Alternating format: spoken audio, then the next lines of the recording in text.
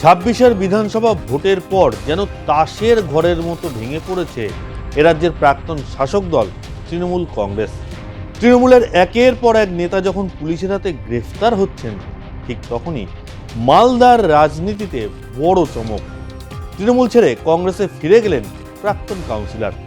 কে সেই কাউন্সিলর, কেনই বা জোড়াফুল ছেড়ে হাত ধরলেন, আপনাদের পুরোটাই জানাবো। একটু ধৈর্য ধরে দেখুন আমাদের এই ভিডিও। রবিবার মালদা টাউন হলে কংগ্রেস প্রত্যাবর্তন শিবির আয়োজন করে। সেই শিবিরে সাংসদ ঈশা খান চৌধুরী এবং কংগ্রেস নেত্রী মৌসম নূরের হাত থেকে কংগ্রেসের পতাকা তুলে নেন প্রসেনজিৎ দাস। প্রসেনজিৎ দাস জোড়াফুলের প্রতীকে প্রাক্তন কাউন্সিলরও হয়েছিলেন। বর্তমানে তিনি আর কাউন্সিলর পদে নেই। মালদা কলেজের ছাত্র সংসদের সাধারণ সম্পাদক হিসাবে তার রাজনৈতিক কেরিয়ার শুরু। এরপর তৃণমূল ছাত্র পরিষদের সভাপতির পদে থেকে সংগঠনকে শক্তিশালী করেন। ধাপে ধাপে দলের বিভিন্ন দায়িত্ব সামলে তিনি জেলা তৃণমূল যুব কংগ্রেসের সভাপতির দায়িত্ব পালন করেছেন। সংগঠনের বিভিন্ন স্তরে দায়িত্ব সামলানোর পর ২৬-এর নির্বাচনে তাকে গাজল বিধানসভা কেন্দ্র থেকে প্রার্থী করেছিল তৃণমূল কংগ্রেস। রাজনীতির ময়দানে তার প্রথম বড় নির্বাচন ছিল ইংরেজবাজার পুরসভার কাউন্সিলর হিসাবে। ২০১৫ থেকে ২০২২ সাল পর্যন্ত কাউন্সিলর হিসেবে দায়িত্ব পালন করে শহরের রাজনীতি থেকে ধীরে ধীরে জেলার রাজনীতিতেও সক্রিয় হয়ে ওঠেন তিনি। পরে ২০২০ থেকে ২০২১ সাল পর্যন্ত তৃণমূল যুব কংগ্রেসের জেলা সভাপতির দায়িত্ব পালন করেন প্রসেনজিৎ দাস। এরপর ২০২১ থেকে ২০২৩ সাল পর্যন্ত পুরাতন মালদহ টাউন তৃণমূল কংগ্রেসের সভাপতি হিসেবেও সংগঠনকে নেতৃত্ব দেন। তবে বিজেপির কাছে ভোটে হারতেই মোহভঙ্গ হয় প্রসেনজিৎ দাসের। বর্তমান পরিস্থিতিতে দল পরিবর্তন নিয়ে তাঁর দাবি, তিনি নাকি আর মানিয়ে নিতে পারছিলেন না, তাই ধর্ম নিরপেক্ষ দল হিসাবে কংগ্রেসের প্রত্যাবর্তন। মালদার মতন মাটিতে রাজনীতি করতে গেলে বর্তমান রাজনৈতিক পরিস্থিতিতে শ্রেষ্ঠ পথ হচ্ছে ভারতীয় জাতীয় কংগ্রেস।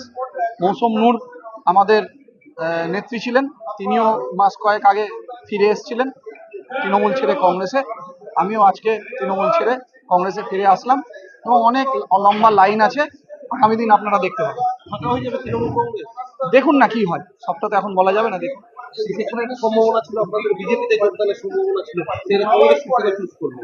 আমি আপনাকে তো আবারও বললাম, মালদার মতন মাটিতে দাঁড়িয়ে মানুষের কাজ করতে গেলে, রাজনীতির কাজ করতে গেলে, ধর্মনিরপেক্ষতার ঊর্ধ্বে উঠে মানুষের পাশে থাকতে গেলে একটাই পথ হচ্ছে ভারতীয় জাতীয় কংগ্রেস। মানিয়ে নিতে পারছিলাম না বর্তমান রাজনৈতিক পরিস্থিতি যা চলছে, বা দলের যে সম্পর্কিত যে আলোচনা বা পরিস্থিতি উঠে আসছে, সে জায়গায় মনে হয়েছে যে আমার কংগ্রেসে ব্যাক করে যাওয়াটাই ভালো।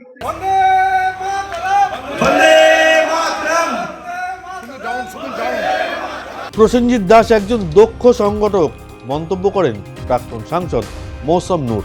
তার আরো বক্তব্য, শুধু একা প্রসেনজিৎ নন, তার সঙ্গে আরো কয়েকশো কর্মী জোড়াফুল ছেড়ে হাত শিবির ধরতে ইচ্ছুক।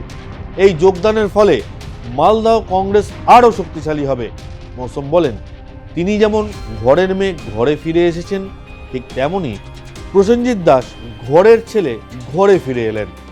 বর্তমান পরিস্থিতি কংগ্রেসই একমাত্র ধর্মনিরপেক্ষ দল বলে বড় দাবি করেন মৌসম নূর। এখন অনেকেই যোগাযোগ করছেন, আমাদের ডিস্ট্রিক্ট প্রেসিডেন্ট অলরেডি উনি বলেছেন, ঘোষণা করেছেন যে আমরা সকলকে আহ্বান জানাচ্ছি, কিন্তু যাদের স্বচ্ছ ভাবমূর্তি আছে, মানুষ যাদেরকে চাইছেন তাদেরকে বেছে কিন্তু কংগ্রেসে আমরা যোগদান করব। অনেকেই আছেন, সেটা আপনারা আগামী দিনে বুঝতে পারবেন। খেলা আমি বাকি।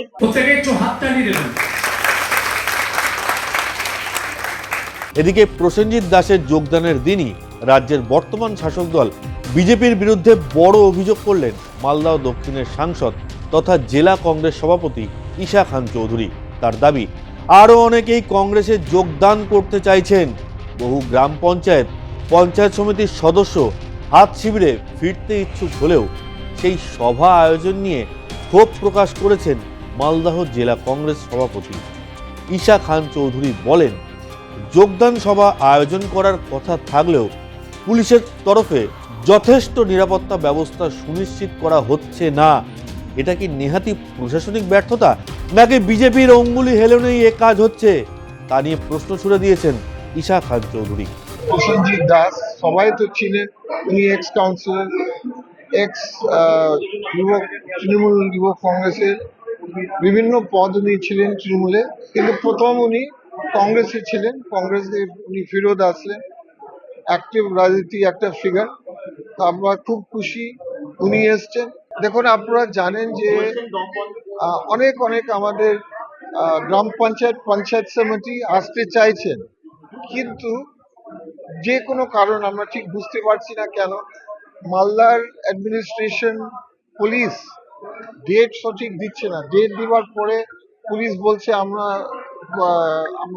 ফোর্স দিতে পারছে না। কেন ফোর্স, কিসের জন্য এত ব্যস্ত আমরা ঠিক বুঝতে পারছি না। এখানে বিজেপি সরকার, রাজ্য সরকার এখানে কোনো ইনস্ট্রাকশন দিয়েছে কিনা স্লো ডাউন করার, মানে যাতে জয়েনিংটা স্লো হয়ে যায়, না হলে অলরেডি আমাদের 2-3টা গ্রাম পঞ্চায়েত যোগদান দিতে হতো। কিন্তু যখনই পুলিশ প্রেজেন্স দরকার হয়, লোকাল আইসি ওসি লিখছে আমার ওই দিন পুলিশ ব্যস্ত আছে, আমি দিতে পারছি না। যেটা আমি প্রশ্ন করব বাংলা সরকারের কাছে, রাজ্য সরকারকে, ইচ্ছা করে কোনো ইনস্ট্রাকশন দেওয়া হয়েছে? কারণ এটা স্লো ডাউন করছে আমাদের যোগদান।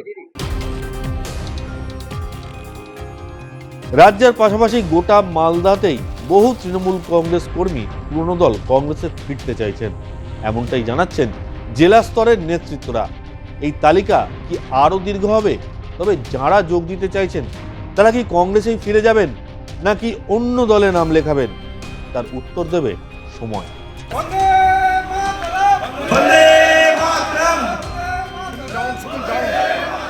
কি রে, তোর বেশ র্যাশ হয়েছে দেখছি। হ্যাঁ রে, কি করবো বলতো, র্যাশগুলো কিছুতেই কমছে না। অনেক কিছু ইউজ করলাম তবুও কমছে না। আমার মনে হয় তোকে কোনো একজন ভালো ডার্মাটোলজিস্টের কাছে দেখানো উচিত। তুই ঠিক বলেছিস, কিন্তু কোনো ভালো ডার্মাটোলজিস্ট থাকলে একটু সাজেস্ট কর না প্লিজ। এই তোর তো একবার র্যাশ হয়েছিল না? তুই কোথায় দেখিয়েছিলিস? তুই একবার গৌরীদেবী হসপিটালসে দেখাতে পারিস, ওখানে ভালো এক্সপিরিয়েন্স ডার্মাটোলজিস্ট আছে। আমারও সেম প্রবলেম হয়েছিল, এখন ওখানে ট্রিটমেন্ট নিয়ে আমি এখন ঠিক আছি।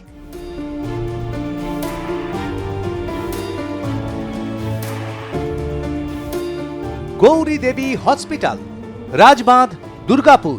যোগাযোগ 8001003333, 8001113333।